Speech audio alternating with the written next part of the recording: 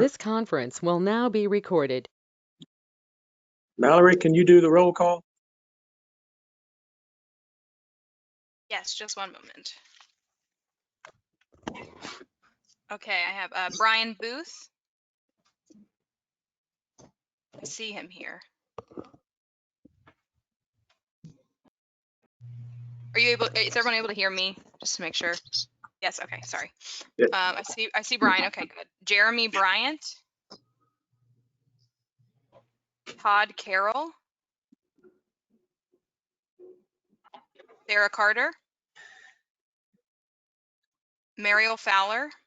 Here. Paul Harvey. Here.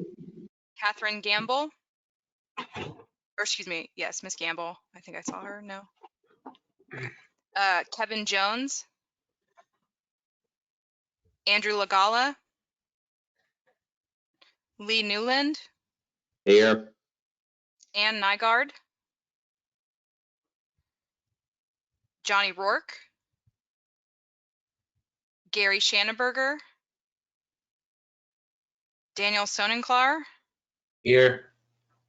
Russell Thurston. Sharon Williams. Here. Rick Youngblood. And Mary Zirkle. Good morning. And I'm not sure if there's anyone else who I haven't called that I should have named. Carol Moneymaker from VDOT Salem District Planning is also here. Thank you. Thank you. JP Morris, VDOT Bedford Residency. Good morning, David Cook with VDOT Lynchburg District.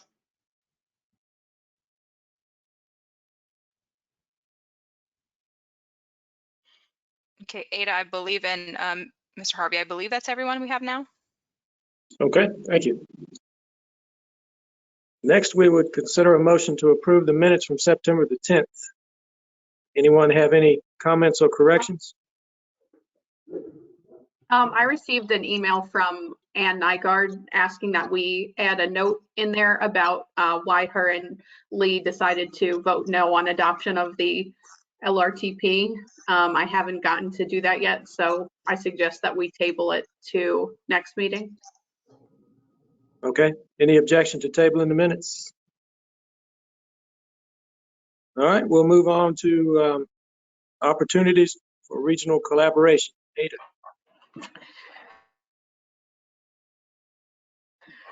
So I have been, as you all know, meeting with many of you over the past 2 months that I've been settling in here, and it's been brought to my attention that these meetings have gotten possibly a little bit stale over time. And so I guess I'm kind of putting it to the group to see what we can do to kind of make these more engaging and more helpful to you guys. I think that having everyone here, it's a really great opportunity for regional collaboration that we're maybe not capitalizing on. Some of the ideas that have been presented to me and others have been to possibly have sort of a peer-to-peer type forum where there's a selected topic each month and we can all chime in on, either if we have suggestions for best practices or troubles that we're facing. That might be a good way to talk about them. Another option that we have is possibly to have guest speakers on topics that you might be interested in. But we also don't want it to become just another commitment part of the agenda. So I'd be really happy to hear from any of you about ways that we can liven things up. And, of course, there are some regulative duties that we have to address just as part of the nature of this committee. But maybe if there was any way that you could see that would be a little bit more helpful to you all, I'd love to hear your thoughts. And feel free to send me an email about it if you don't feel like speaking up now, but just wanted to bring it to your attention that we're trying to get a little bit more innovative. Okay, well, thank you for bringing that up. Next, we have the VTrans needs prioritization policy.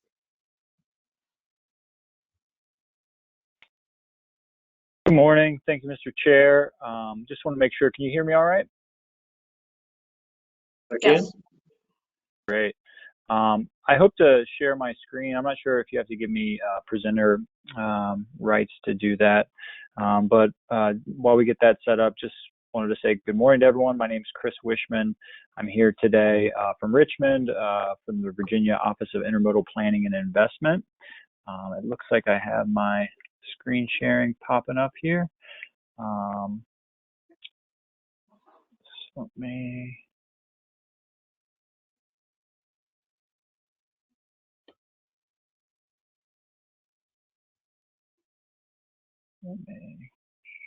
Go into presentation mode. Okay. All right. So I was with this group, I believe it was back in September. At that time, we were sort of building up and working on the prioritization of the VTrans midterm needs. So I have some new information to share today. I know some of you folks on the call may have been engaged in some of the webinars we've been doing recently. So I don't want to spend a lot of time belaboring the background, but I will just kind of talk about this process, what we did, the purpose of it, and then spend a little time orienting you to some of the tools and resources we have up on our website. Right now we're in the midst of a 30-day review and comment period. So I guess the purpose of this presentation is to leave you all with some, I guess, direction for providing comments. So that's the main purpose. I'll work through, like I mentioned before, just provide a little bit of the context on the process that we went through, and then talk a little bit about, the comment period and then next steps. So for VTrans, I've spoken to this group a number of times, and we had, I guess in the fall or late summer last year, we had a workshop there in Lynchburg where we got together to talk about the VTrans midterm needs identification. So the process we're doing now is sort of an extension of that work from last year to do prioritization of those needs that were identified. So we're sort of in this second step of the overall VTrans statewide transportation planning process. In the next year, we'll be moving into the third and fourth pillars, which are a look at the longer term needs and then development of recommendations. So that's kind of the roadmap for VTrans. In terms of sort of why do we do VTrans? So VTrans sets out to meet several state and federal requirements. The one that you all are most familiar with probably is the use of the VTrans needs as a screening criteria for SmartScale. So that's one of the purposes that VTrans fulfills, as well as also being used for the revenue sharing program as a criteria when they evaluate projects. And maybe most importantly, VTrans offers the opportunity for the state to give sort of a fresh look at the needs of the system statewide. And one important, I guess, piece of the code that we like to point out is that the General Assembly was pretty clear that the statewide plan needs to be a unique effort and shouldn't just be sort of a aggregation exercise of all the locals or regional plans. So with VTrans, the effort is meant to give a fresh look, but then also one of our goals with this program is to provide resources to the TPOs, MPOs, PDCs, and to the local planners. So I'll talk a little bit about how we're attempting to share this data. So I mentioned the midterm needs. So this is really, the needs are essentially it's essentially a problem identification.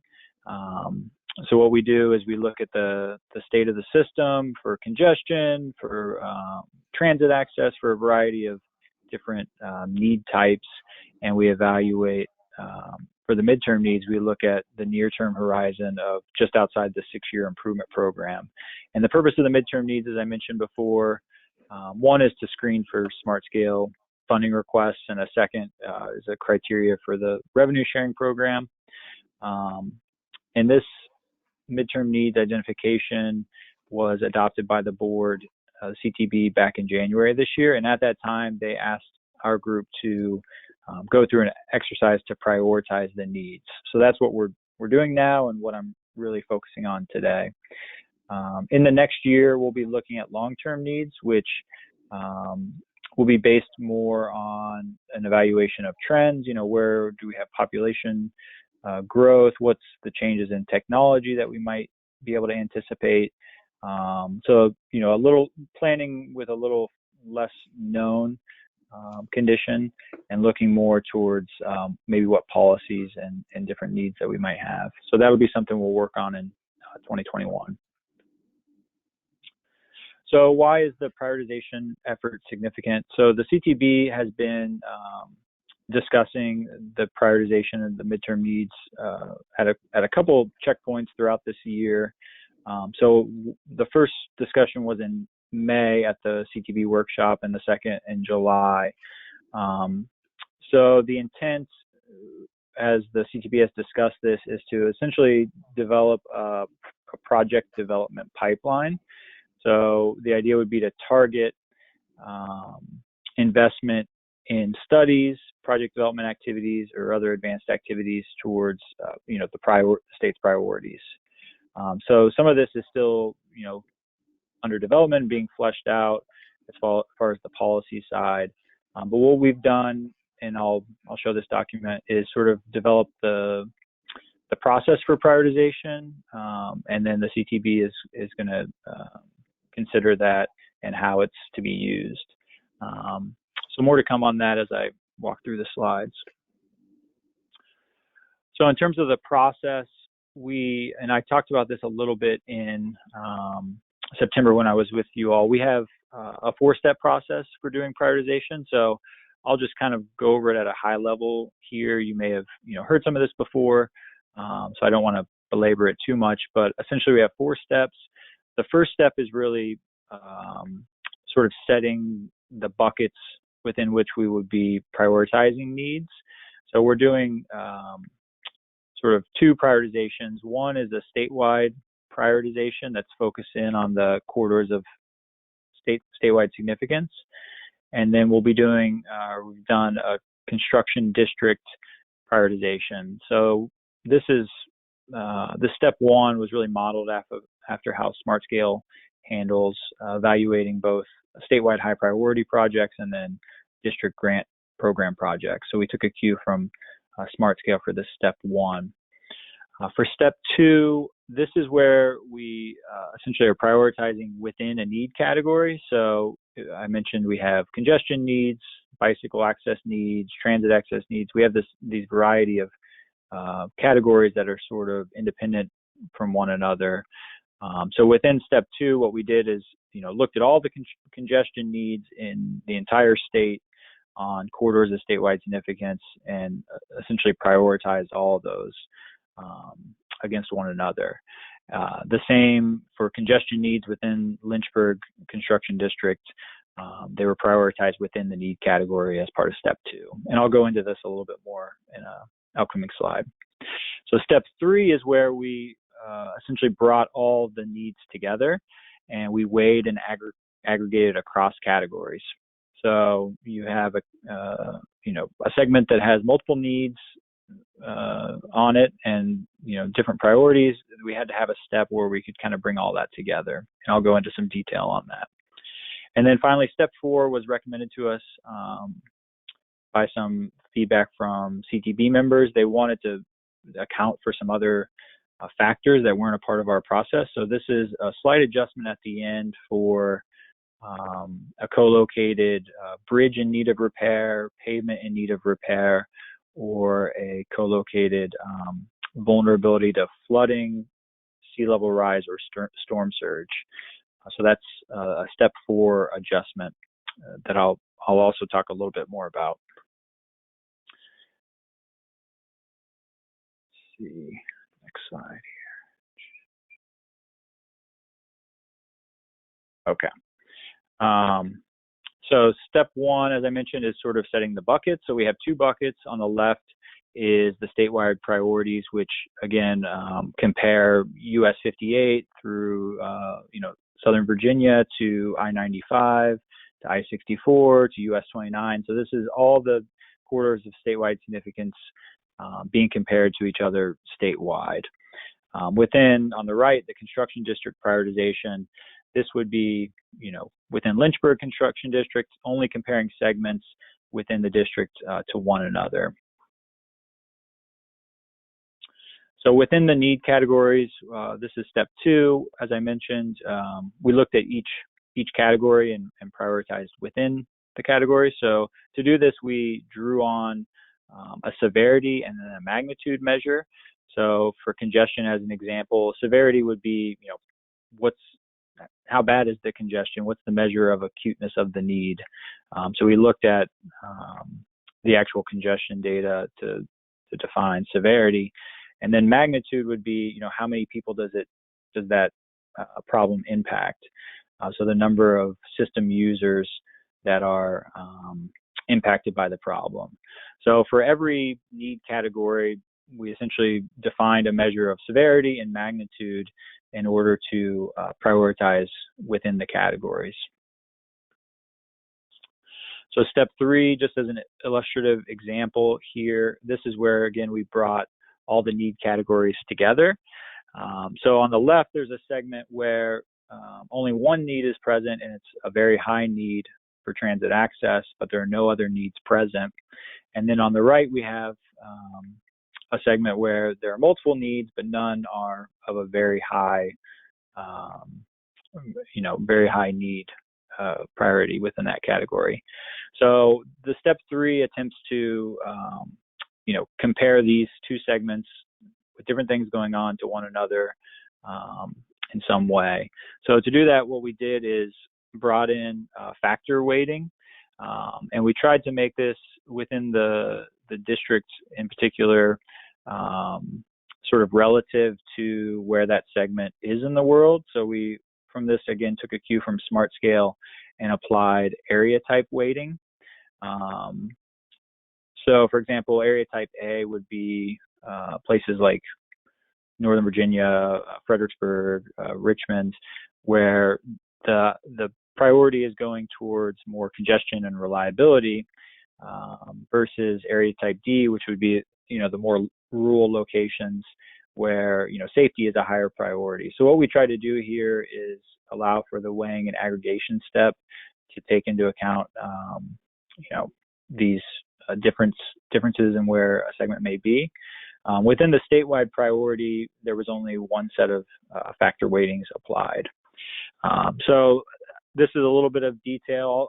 I'll show the documentation and talk a little bit about, how you can dig into a little bit if you're interested in this, and then maybe how to provide some comments on, whether or not this is a good approach or there's another way to do this. And then finally, I mentioned step 4. So again, this is where we make small adjustments after the prioritization has been done to account for co-located bridge and pavement and then exposure to flooding. Okay, so I walked through the steps similar to what I did with you all back in September. And if you've attended some of our webinars, you've probably heard that information before. So what I want to do now is hopefully I'll be able to pop out into a web browser here to show our website. Can I just have maybe someone on the line confirm that you're now seeing the web browser? Yes. Okay, great. So what I want to do now is sort of orient the group to the resources we've made available, and then sort of how to comment. So this is our website, vtrans.org homepage. If you go to the midterm planning tab and midterm needs prioritization, that's where the bulk of the material lives. I do want to just demonstrate on the homepage that if you do want some information on the workshops that we've held, so we had, as I mentioned, we've had 2 meetings so far, and then we have 2 upcoming. So if you want to sort of look at the materials from one of the past workshops or view the recorded web meeting, you can go to these milestone events and click on that, and it would take you to all that information from the workshop. As far as clicking, if you were to click and go to midterm needs prioritization, this is that page, and has some of the background, some of the things that I've talked about, a little bit more on the steps that I described, a little bit with the timeline. And then I guess maybe most importantly, if you're interested in really diving into the details, the draft policy guide and draft technical guide are available. So you can open those documents up. This is the policy guide, and this is the technical guide. So the policy guide is a sort of high-level, more executive summary of the policy. So this may be a good starting point. If you're interested in digging into the calculations, you know, what data sources were used, what was the year of analysis, you know, what formulas were applied, and those sorts of things, the details are really embedded here in the technical guide. As far as the implementation of those, the policy and technical guide, this page also includes an interactive mapping feature where you can go in and actually, you know, kind of zoom in and take a look at the results. So let me zoom in here.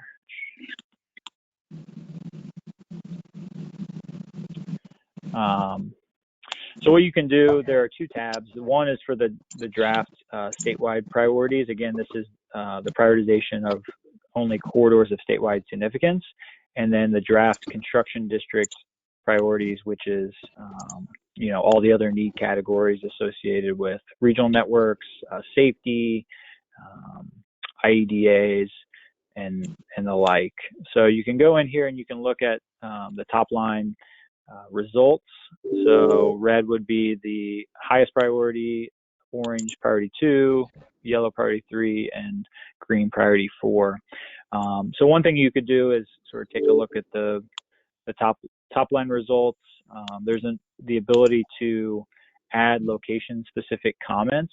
So if you are taking a look at this and you know, a location that within maybe a process that you work through would be considered, you know, the highest priority in all of the Central Virginia PDC area, and it doesn't sort of align with these results, you can go in and provide a location specific comment.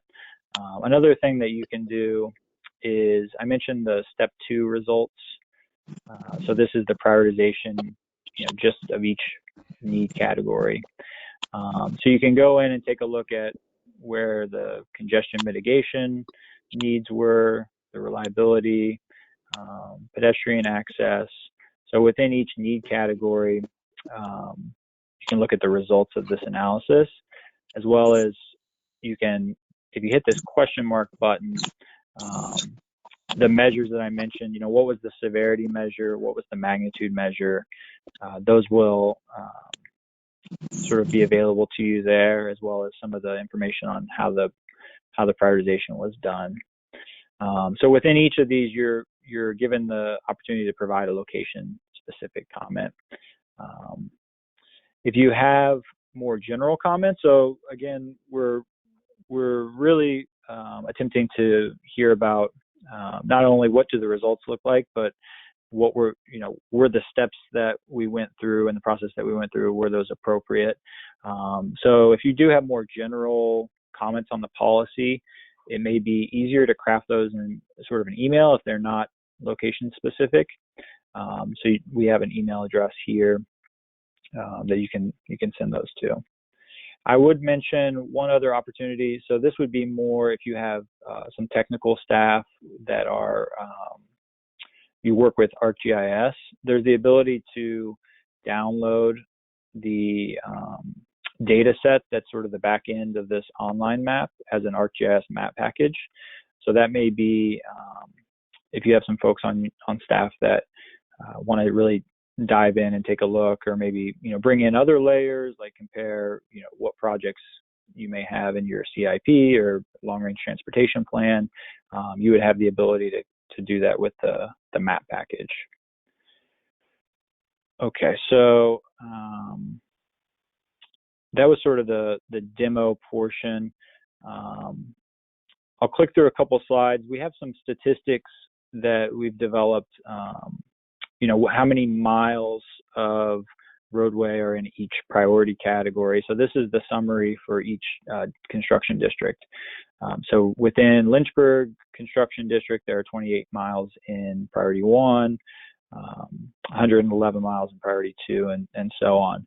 So one thing to keep in mind with this comparison is this is really just a function of how many miles of needs are within each construction district. There's really no comparison that can be made across construction districts, since these were each their own individual discrete analysis, but this is for informational purposes. We also have the statewide priority. I mentioned that's a tab on the map. So with this, maybe these results may be a little bit more meaningful in that all the statewide priorities were compared statewide. So you can see within each construction district how many miles of corridors of statewide significance fell into each priority category. So again, for informational purposes. So one last thing I'll do, and then we can open up for questions. So we do want to make some, finish with some points that are noteworthy or to be kept in mind as you're looking at this. So one important aspect of the needs assessment is that this is a problem identification. It doesn't sort of contemplate what the project or the solution or the improvement that needs to be made should be. So that's sort of what we're getting to with points 1 and 2 here. One would be that the solution may not necessarily be co-located with the prioritized needs. So this is important because all of our needs are tied to the roadway network. And so, we're obviously aware that with things like rail or bicycle infrastructure often is off-road or adjacent to the roadway network. So the need should not be construed to be limiting improvements to only the roadway network facility. It can be any project that sort of addresses the need. And I think that bullet point 2 gets to that as well, as it's not meant to define what type of improvement needs to be made. Like a good example would be congestion along 95 in the Fredericksburg area may not be addressed by widening 95. It could be addressed by some other, TDM strategy or a rail improvement, or there's a variety of possible improvements that could address that. A third point here is that what we've attempted to do is sort of implement the policy and the methodology as documented in the policy and technical guide. But if there are some things, in the data that don't match the intended calculation, it ultimately is the policy and technical guide that will take precedence. So if we do find things as we go along, the map itself may be subject to change as better data is available or the calculation needs to be corrected. So that's where the location specific comments may be helpful as you're looking at the map. If something looks funny based on your local knowledge, definitely dropping a point there and drawing our attention to that would be helpful. So the final sort of point I'll make here is more of a plug for an upcoming opportunity for technical assistance. So I mentioned the purpose of the prioritization is to target investments in studies, project development activities, et cetera. So to sort of help with this, our office will be rolling out a new technical assistance program that's sort of an extension of what was formerly known as the UDA grant program. So it will be somewhat focused on the UDAs, but also provide some other opportunities for planning assistance that meet other priorities. So more information upcoming on this. You should be receiving an email here in the next few days with the rollout information for the GAP program.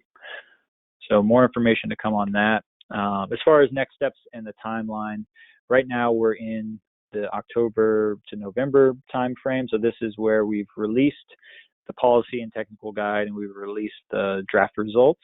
And we have a 30-day public review and comment period open now through November 30th. We're conducting virtual workshops, and we have 2 upcoming that I'll show on the next slide. So the next step after that would be to take whatever feedback we receive, the comments we receive. We'll be presenting those to the CTB at their December workshop meeting. And then between December and January, working through whatever changes may be necessary with the hope to request action on the policy at the January 2021 CTB meeting.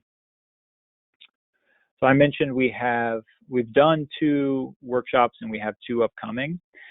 So workshops 1 and 2 were held in late October, and I showed the location on our website where you can find the materials from those meetings and then the recordings of those. We do have 2 upcoming sessions which will be geared towards Q&A. So I guess after today's meeting, if you have a chance to look over the materials and want to ask a question in a more public forum, these 2 workshops would be a good opportunity to do that. So one is tomorrow at 10 a.m. and then next Tuesday at 1:30. So I'll provide this slide deck to Ada after the meeting, and maybe she can send it out. It has the registration links embedded here. And as I mentioned, the public review and comment period goes through November 30th. So just to leave you with my contact information, so my colleague Katie Schwing and I sort of break the state into 2, and we sort of cover different areas. So I'm the point of contact for the Lynchburg Construction District, and my contact information is listed on this slide. Feel free to give me a call, shoot me an email if you do have questions, and if you have your formal comments that you want to send to any or all of us on this slide or to our email address, comment@vtrans.org. That'd be great. So that's the end of my slide deck. I'm happy to take any questions or provide any clarifications. I know I sort of breezed through a lot there, but we can be happy to answer any questions. Any questions for Chris? If not, we thank you, Chris. All right. Thank you, guys. Yeah, this is Rick Youngblood. Just my comments to the committee. Please review this information, as it will be a very high determining factor on future smart scale projects. I know our VDOT staff and each of our district planners have shared our comments in regards to the impacts of this information relative to our rural jurisdictions. You all have participated in workshops with this. This midterm update did not fully recognize all of the rural needs. So when you look at this information, David and our staff will be working very diligently with our localized data sets and comparing it with this information to assist you guys in what projects will be eligible for smart scale. So review the midterm needs, the prioritization factors and everything, and make sure that you participate in the question and answer sessions. Thanks, Rick. And I just want to provide, I guess, one addition to that. So as of what's been contemplated so far, the midterm needs as they have been sort of identified to this point would be used for the screening. The prioritization is meant to be used for determining where to do studies or advanced planning activities. So definitely, if you have comments on that approach, do provide those.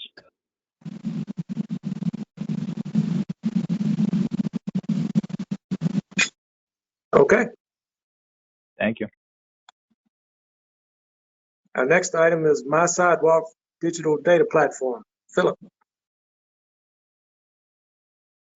So it's actually going to be Philip and I just couldn't fit both of our names on the agenda.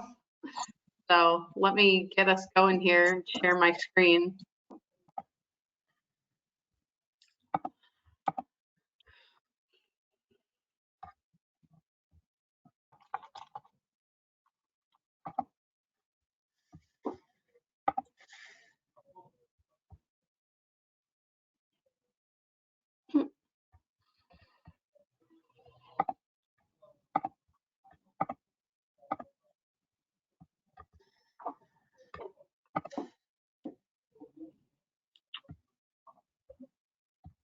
Okay, can everyone see that?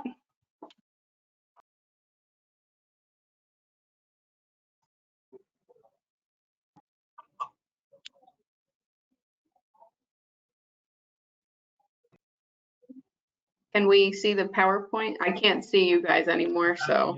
No, we No, can't don't see see it it. yet, Ada. Oh. Well.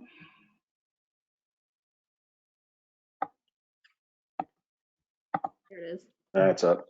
There Oh. it is. The agenda's up. Oh. Well. Okay. Bear with me, sorry folks.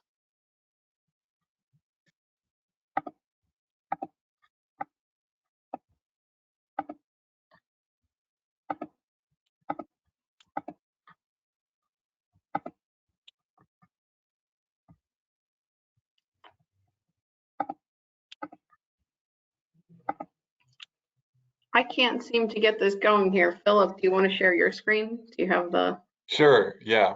okay, sorry.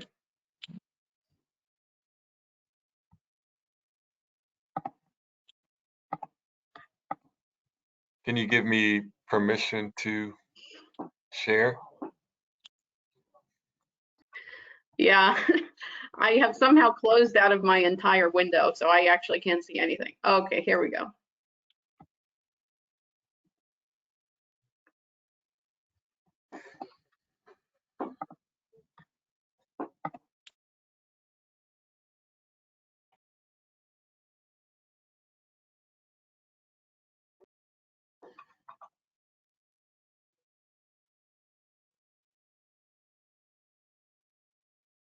Can people see it? Yep. All right. Yep.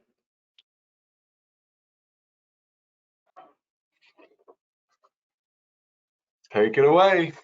Okay, well, today we'll be walking you through the long-range transportation plan dashboard and some of the interesting data points there. And then Philip will show you how we can use some of the other features of My Sidewalk to help your locality. So yeah, next slide. So a little bit about the platform. My Sidewalk was built to be an interactive way to share maps, charts, graphs via reports, data dashboards, and more. And I will be showing you just our long-range plan dashboard. There's a considerable amount of data within the dashboard, so just keep in mind that I'll only be showing you simply a snapshot of the types of data that we can have visualized in this format. Next slide. So when you first enter the dashboard, you'll see this homepage, which includes a map of the TPO area, which I know you can't see, but this is just a snapshot. Basic information about the TPO. And as you may be able to see here, there's links to each of the localities' websites for reference, as well as important plan documents like the long-range transportation plan, the TIP, and the work program. I'd like to direct your attention to the left-hand side of the screen with the menu, and we'll start by going through the demographics tab. Next slide. So under the demographics section, we have a vast realm of data. And while the data points are based off the foundation of the long-range plan, they're actually just general helpful data points for a number of purposes outside of the long-range plan. And this section includes population data and growth projections, as you can see here. Next slide. There's a breakdown of population by age, group, and county, as you can see here. Next slide. As well as transportation and commuting data, as seen in the mean travel time map here. One of the really unique aspects of My Sidewalk is the ability to display information easily in a number of formats. As you can see here, we are able to show commute mean travel time as a chart to display comparison between the jurisdictions and the TPO area. And we can also display it as a map so you can compare commute mean travel time by census block group. Next slide. So moving on to the next tab, the Connect Central Virginia 2045 tab holds all information dedicated to the long-range plan, including link to download the documents. And it also includes information regarding the Lynchburg Connectivity Study and the Rural Long Range Plan, which, if you remember, are the plans that we combined to become the new Connect Central Virginia plan. And you can see more about the project summary here, but you have heard enough about the long range plan this year, so we're going to skip right past that. Next slide. So moving on to the performance measures tab, you can see that there's a number of drop-down options to choose from, which represent the measures which were used for the long range plans project scoring. And you can see the breakdown of the percentages there, and then each of those has information on how that was calculated if you click on it. But again, you've heard plenty about that this year, so we'll keep going. Next slide. Oh, so this is just one of the examples of the types of data that are within the performance measures section. It's all pretty straightforward, but it's helpful to be able to break down the contents there just to see it a little bit easier, especially for the public, as opposed to having to dig through a very long planning document. Next slide. So lastly, we have an area called,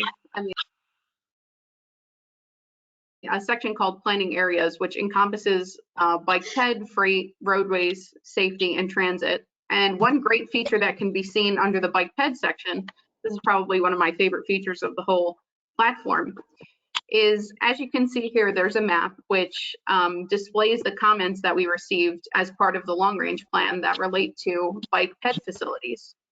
So each point on the map represents an area where a citizen identified an issue or potential comment on bike and walk facilities. And if you actually hover over the point, which I've done here, it's a little bit hard to see, but you can see that you can actually read the person's comment and see that they would like to add biking space towards road. And so that's a really nice feature to be able to visualize where others have provided comments over time. So, I mean, as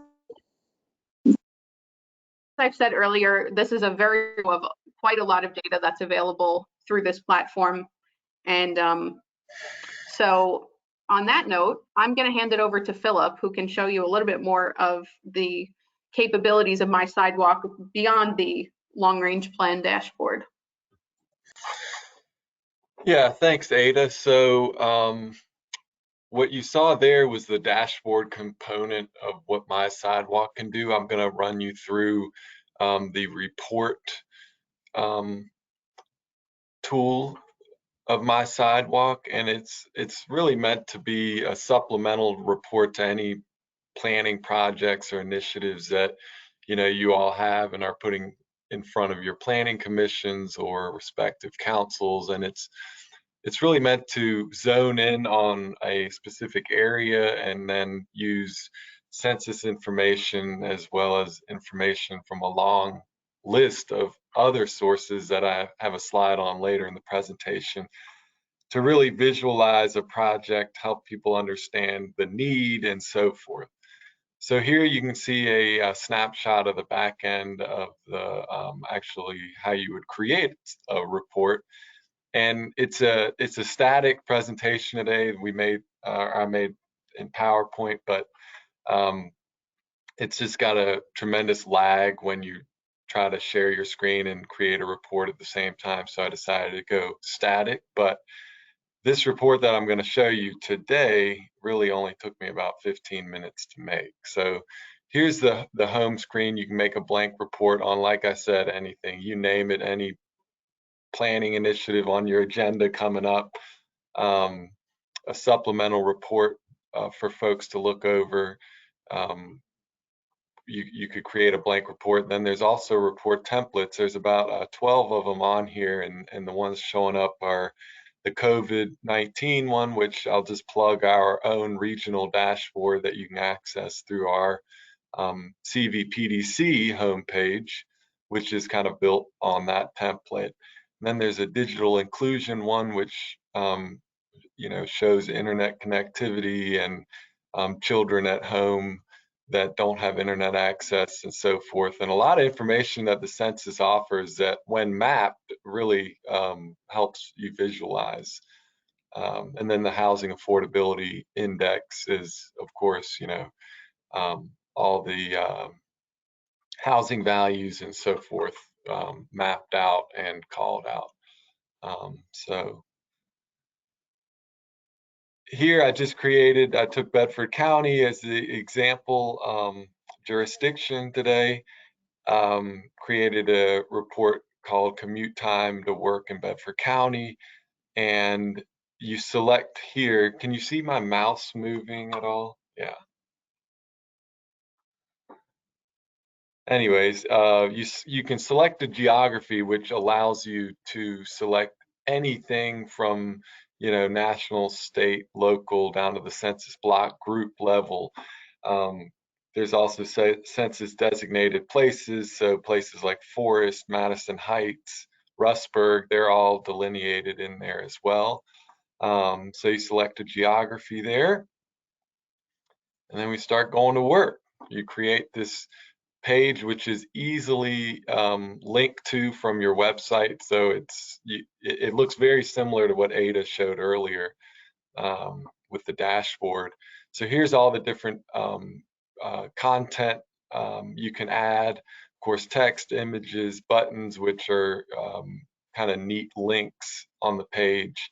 Then, of course, data visualizations, maps, callouts, tables, and I'll show you an example of each one of these here quickly.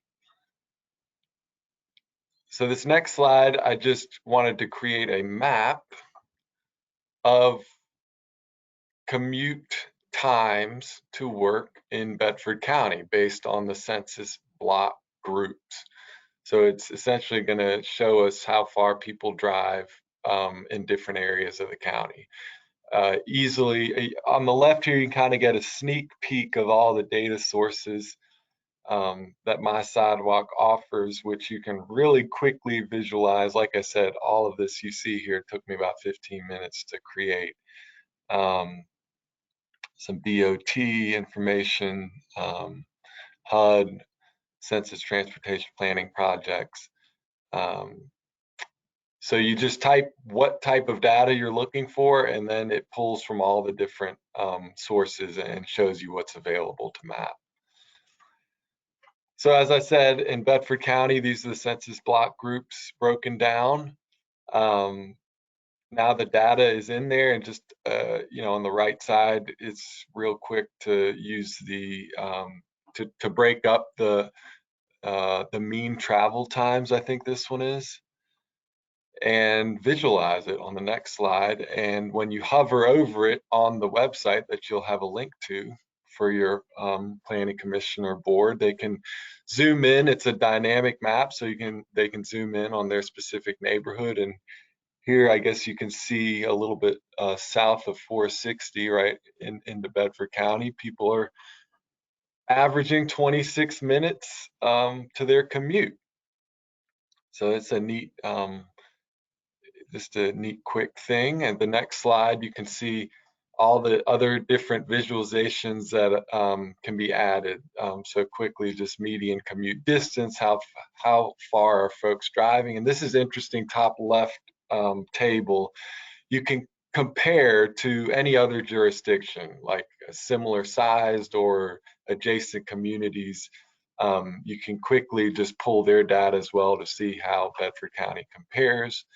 To the right of that, you have historical number of commuters in Bedford, which is interesting. You pull from projected data from Weldon Cooper there as well as available. Commute means, and then what the pie chart is showing whether how many people work inside Bedford that live in Bedford County, and then who travels outside of the county to work. So you can publish these reports so that they are public for all to see from your county website or project website, or you can just make it published to a stakeholder group, and then you can secure it with the password, create a link, as you can see on this page here, which let's see if this works. I'm just going to click on the link here. But it's not taking me there. But you have to trust me, it takes you to a page that, let's see, let me just change. Okay.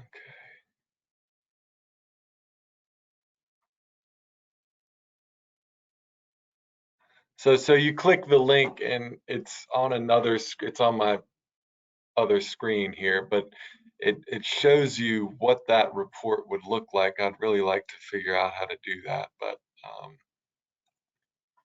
how about I just send a link after I'll send a link to all TTC members afterwards, so you can just get a clue. It really looks similar to what Ada presented earlier. And then here you go are all the data sources. So it's not just census, it's all types of sources that you can visualize data from. I'm sure that elections one is probably pretty interesting. There's 2 sets available there halfway down, but this presentation, the report side of it, was really meant to show members of another capability we have now at the PDC with the subscription to My Sidewalk, where if you're running into something where you just like a quick supplemental report or something more robust, we could talk about that and see how we can help you with that. So I will turn it back over to Ada if there are no questions for me. Yeah, so thank you, Philip. I just wanted to add on that we would like to ask for y'all's feedback from now until before Thanksgiving. That would be great, because we would like to launch this by December 1st. And again, we have shown you so much in a very short amount of time. So I will distribute the link to everyone. But we would really appreciate if you can get us some feedback back in the next week before we go real live. Quick, Ada, Yep. I'm sorry. Just before you go on, actually, when I X'd out of the presentation, I did pull up the website. So are people able to see? Yes. Yeah, so here you go. You know, you can add an image, and the call outs look really nice. And here's the map of the commute times here in the town. It's, you know, much shorter. A lot of people probably work in the town. How far is the commute and all this? And then here at the bottom, you can make a link to jobs in Bedford County, or if this was going to be an EDA thing, something they use to show people that how far the commute time is. But yeah, really simple but nice looking reports out of this. Sorry, Ada. No, it's all good. I'm glad you were able to show that, because I mean, this is really the bread and butter of what we can do to help the localities, and especially as the census data becomes a little bit more difficult to access via the census website. This is a really fast and easy way for us to get good data to you, especially from a number of sources, not just the census. So yeah, with that, you know, we're open to requests from you all on reports or things that we can do, or if you'd like us to sit down individually to see how this software can help, we would be more than happy to do that. And again, if you can provide comments on the long range dashboard, that would be helpful. Also, in addition to that, we are in transition for our CVTPO website.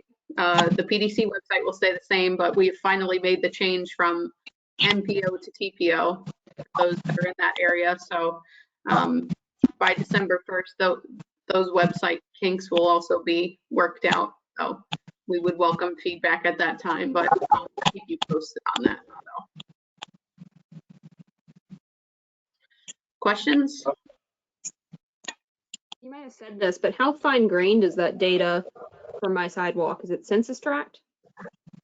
Census block group. So Block group. Okay, so better than census tract. more than census tract, yeah. Cool. And will you guys be updating as the most recent census data becomes available? Well, that is automatically updated through when you create a report like this. Well, at least through the dashboard. So everything that Ada showed today is automatically updated.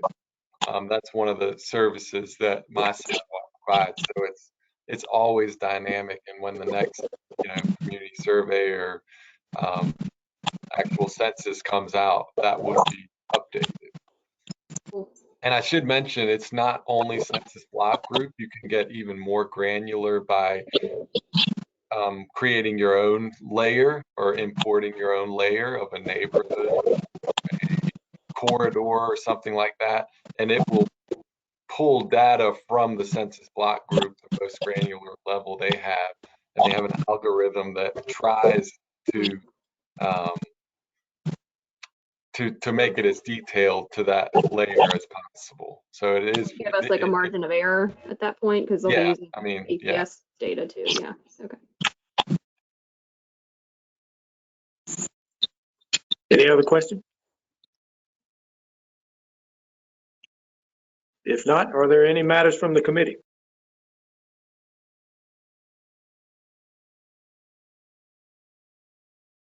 All right, hearing none, our next meeting will be December the 10th. Is there a motion to adjourn? So moved. All in favor? Aye. Aye. We're adjourned. Thank you. Thanks, folks.